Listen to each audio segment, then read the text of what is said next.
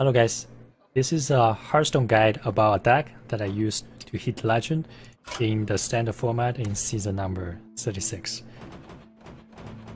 And let me just go to my deck real quick. Great.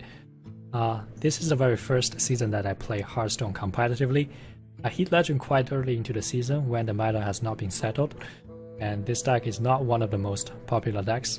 Plus, this is the first time that I hit Legend, so I'm pretty proud of myself. In this video, I will talk about card choices, general strategy about how to use this deck, so let's get started. As you can see, this is a Dragon Warrior deck, and we are running 7 dragons. I will get to them in just a minute. First of all, we are using 2 Fizmates, and they are pirates, so they can pull out patches instantly. And think about the cards this way. They are a 1 mana 2/2, but it gives 2 damage instantly. After the first turn, it also gives a free rogue hero power. A deck full of charges, so they're really strong. Patches, a really strong card in this meta. Even some Reno Warlock use it. In a case that we draw, we lose 1 card, but we don't need to be so sad, because we can use it for trade and execute activator. Funnily, for most of the matchups, Warrior's hero power is useless except when against Pirate Warriors. In that case, we want to armor up as much as possible. For other matchups, generally speaking, we want to choose Hunter to finish the opponent if they are low. We want to choose Mage for board control, and we want to choose Life Tap for more cards. According to my experience, picking Hunter or Life Tap has helped me win a lot of unwinnable matches. We are also running 1 Southly deckhand. I realized that running only 2 pirates is not consistent enough to pull out patches, plus this card is really flexible. Running 2 Alexstrasza's champions. With Battlecry activated, they are really strong for early game pressure, and they can trade well for board control. Then 2 executes. They are only 2 mana, so at least one of it can be used for tempo. They are extremely good to remove big taunts when playing against slower decks. They are also running 2 Fiery War Axes. Not too much to say about them. They should be auto-included in almost all the warrior decks. 2 Fierce Monkeys. Good stats, good to against aggro decks, and also good pressure against slower decks. They have 4 health, so they are good against early board clear. Of course, we are running 2 Frozen Berserkers. They are really strong, and they disrupt opponent's gameplay by forcing the opponent to remove it, right? Because if the Frozen grows up, it's usually GG. And we are running 2 Revenging Ghouls. Really good against aggro, good for board control, and they also work well with Execute and the Frozen Berserkers. It's not a very well-known card for some reason, so people play into them a lot. And we are running 2 Elites. Just good pressure, right? Solid card in general.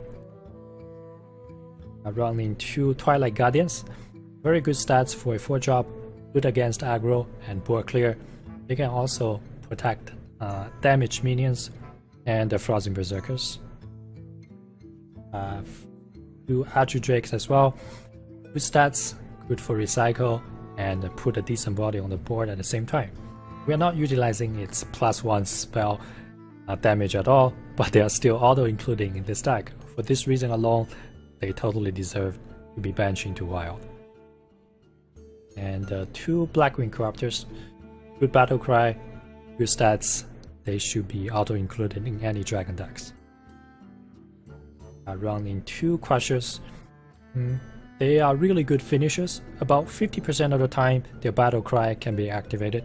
If not, a 6 mana 6/6 is still good enough to against board clear and to force opponent to use removal.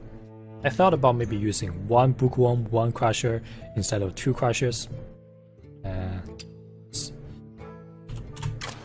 Yeah, this is the card that I'm talking about. However, I stick to 2 Crushers because this deck is really good against aggro decks already, and Bookworm is usually only good against aggro, and we need strong punching power when against slower decks. We are running 1 Curator. Stats wise, it's not good for a 7 mana creature. With Taunt, it's a little bit better. The most important thing is drawing 3 cards. That is really strong for late game when we are running out of cards and we need more options. By the way, the 2 beasts that we are running are 2 Fierce Monkeys, and the Murloc is the Friendly, and the dragons, we have 7 dragons. Ragnos, very strong card to be played in almost any situations, totally deserved to be benched. And last but not least, the Deathwing can serve as a dragon activator, but most importantly, when flipped into the board at the last minute, the opponent usually is a top deck, or they don't have an answer, thus lose the game to this single card in 1 or 2 turns. So that's the rundown for all the cards. Now let's talk about general strategies.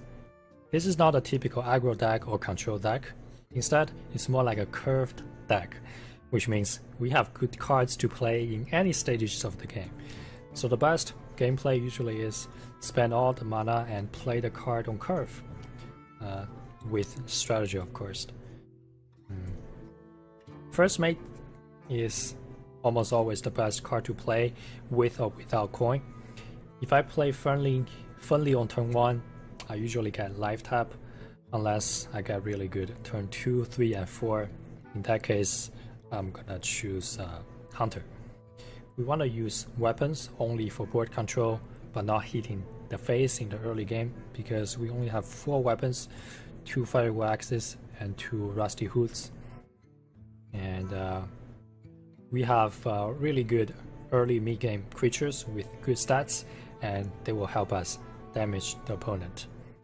And try to let Frozen Berserkers to grow and hide them behind taunts. We have 5 taunts, remember that. We have 2 Twilight Guardians, 2 Monkeys, and 1 Curator. We want to hide Frozen Berserkers behind the taunts, and we also want to hide the damage minions behind the taunts. A lot of our creatures are full health, which means we can play around early AoE clear.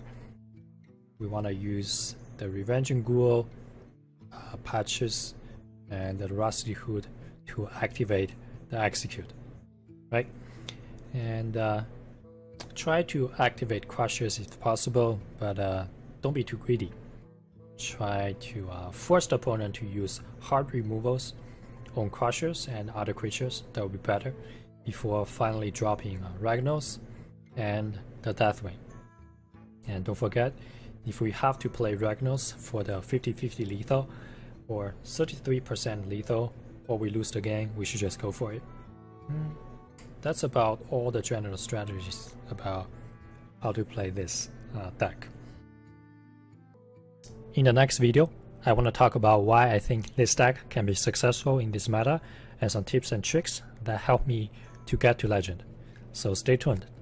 I also have a gameplay video about me using this deck and hitting the Legend. I will put the link of the video down in the description if you are interested. Thanks for watching this guide. If you haven't subscribed, please consider subscribing, and I will see you in the next video. Peace, guys.